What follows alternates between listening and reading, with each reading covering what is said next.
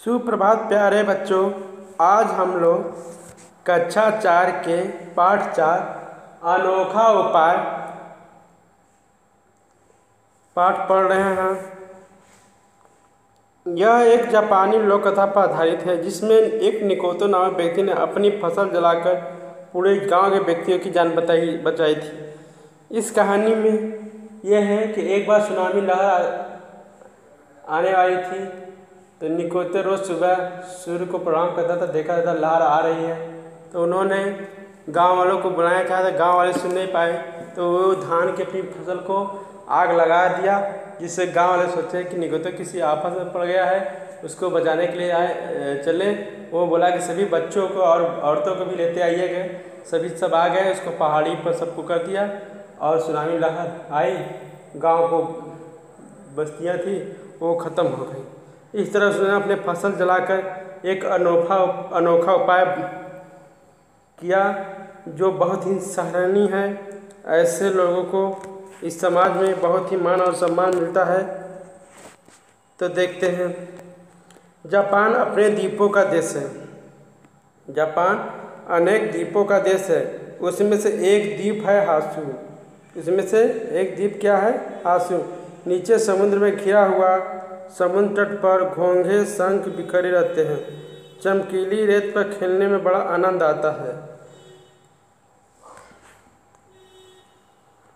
हासु द्वीप के तट पर एक और मछुआरे की एक बस्ती थी।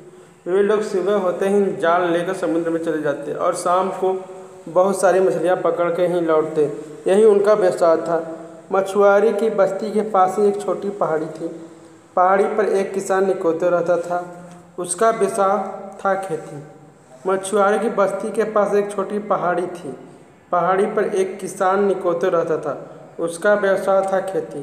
पहाड़ी पर अपने घर से ऊपर की ओर उसका चेरी का बाग था और निचली ढलानों पर सीढ़ीदार खेतों में वह धान उगाता था।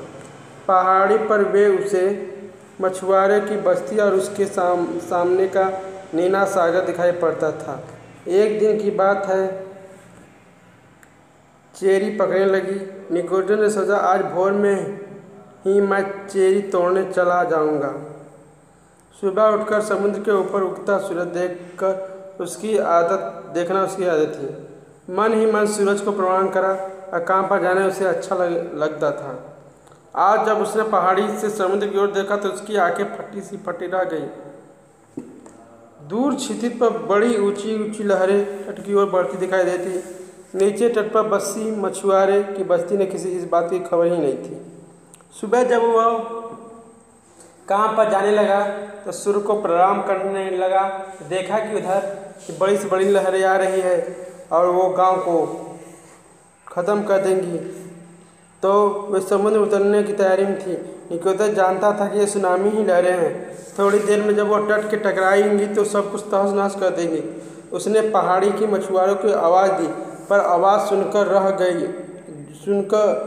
आवाज़ गूंज कर रह गई। किसी ने नहीं सुनी।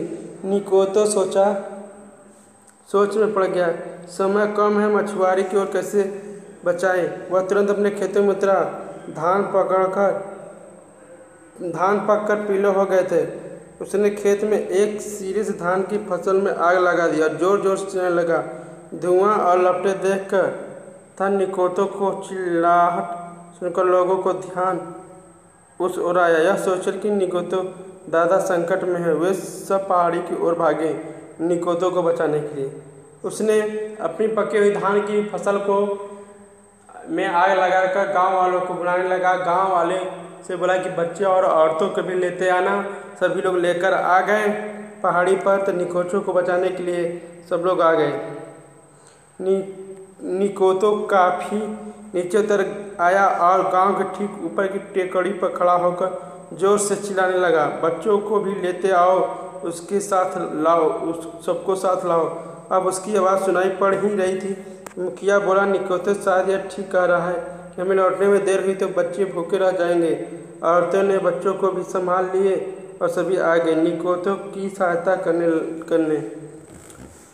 उसने नीचे आकर आवाज़ दी और सभी बच्चों को औरतों को लेते आना, और बच्चे सब लोग लेकर उसकी सहायता के लिए आ गए। जब वो पहाड़ी पर निकोतो के खेतों तक पहुँचे तब तो निकोतो की सारी फसल जल चुकी थी। मछुआरे सोच रहे थे कि थोड़ा पहले पहुँचते तो शायद निकोतो की सहायता कर पाते। कुछ ही नज़र नीचे अपने घर की ओर मुड़ी तो यह क्या, वहाँ तो बस्ती का नामो निशान मिट चुका था। सुनामी की विशाल लहरें सब कुछ बहा कर ले जा रही थी और अपनी पहाड़ी से टकरा रही थी। अब मछुआरे की समझ में आया कि निकोतो ने अपनी फसल क्यों जलाई। क्योंकि उन्होंने कहा कि बच्चे को भी साथ ले आओ। अगर निकोतो यह न करता तो कोई भी जीवित न बच सकता। सबको पता था कि सुनामी लड़ने की शक्ति किसी में नहीं है। जब गांव वाले आ गए तो वे सोचे कि हम तो निकोतो की फसल जल गई, अगर थोड़ा पहले आए होते तो हम उसकी फसल को बचा लेते। लेकिन जब गांव वाले ने मुड़कर गांव की तरफ देखा तो गांव का नामो निशान मिट चुका था सुनामी से। अब मछुआरे विशाल लहरें सब कुछ बाहर ले गई। निकोतो ने अपनी फसल क्यों जलाई, उन्हें बच्चों को भी साथ ले आए, करने के लिए क्यों कहा, सबको अब समझ में आ गया। अगर निकोतो यह न करते तो कोई भी जीवित न बचता। सबको पता था कि सुनामी से लड़ने की शक्ति किसी के पास नहीं है। गांव के मुखिया ने निकोतो के पैर पकड़ लिए, कहा, दादा आपने अपनी खेती जलाकर हमें बचा लिया, इतना बड़ा उपकार किया हम सब पर, हम सदा आपके आभारी रहेंगे। निकोतो ने कहा, मेरे बच्चों खेती का क्या है, तुम सब बच गए। खेती में तो मैं फिर उगा लूँगा, पर तुम लोग न रहते तो मैं अकेला कैसे रहता। गांव वालों ने मिलकर निकोतो के खेतों में फिर से बुआई की। कुछ महीने बाद खेतों में हरियाली आ गई। तब तक बहुत खुश हुए। अब निकोतो नहीं रहे, पर मछुआरे की बस्ती निकोतो की बड़ी मूर्ति बनाई गई। मूर्ति के नीचे लिखा था, निकोतो दादा जिन्होंने हमें सुनामी से बचाया था। निकोतो, मेरे बच्चों खेती क्या है। निकोतो ने कहा कि मेरे बच्चों खेती क्या है, खेती तो फिर मैं उगा लूँगा, लेकिन तुम लोग नहीं रहते तो मैं अकेले कैसे रहता। गांव वालों से मिलकर निकोतो खेती से फिर से बुआई की। कुछ महीने बाद जब खेतों में हरियाली आ गई तो सब कुछ खुश हो गए। अब निकोतो नहीं रहे थे इस दुनिया में। उनकी मूर्ति बनाकर निकोतो दादा जिन्होंने हमें सुनामी से बचाया लिखा गया था। इस कहानी में हमें ये शिक्षा देती है कि हमें अपनी क्षति कर रही पूरे देश की, गांव की, सबकी रक्षा करना हमारा दायित्व है।